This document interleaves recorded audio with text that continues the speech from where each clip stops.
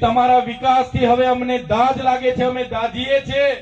એટલે તમારો વિકાસ અમારી પ્રકૃતિના વિનાશથી થતો હોય, તમારો વિકાસ અમારા આદિવાસીઓના વિનાશથી થતો હોય, તમારો વિકાસ અમારી નદીઓના વિનાશથી થતો હોય, તમારો વિકાસ અમારા હવા પ્રદૂષણથી થતો હોય, તમારો વિકાસ અમારા વાયુ અને જળ પ્રદૂષણથી થતો હોય તો અમને તમારો વિકાસની જરૂર નથી। અમે એક પણ જમીન આપવાના નથી।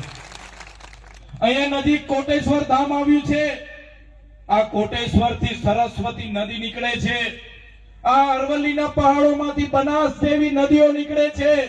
અરવલ્લીનો પહાડ, એમાં રહેલા લાખો પ્રજાતિના વૃક્ષો અને આજે આ વાયુને સંતુલન કરે છે, ગ્લોબલ વોર્મિંગને સંતુલન કરે છે। સાથીઓ, આવનારા દિવસોમાં અરવલ્લીના પહાડો નહીં રહેશે તો આપણી નદીઓ પણ સુકાઈ જવાની છે, આપણા કુવાઓ પણ સુકાઈ જવાના છે, આપણા બોર પણ સુકાઈ જવાના છે, આપણને પીવાના પાણી પણ નથી મળવાના, સિંચાઈના પાણી પણ નથી મળવાના, અનાજ પણ આપણે નથી પકવી શકવાના અને માનવ જીવન પણ અત્યાચાર થાય છે। ત્યારે મારા વડીલો, મારા યુવાનો, મારી બહેનોને કહેવા માટે અમે આવ્યા છે।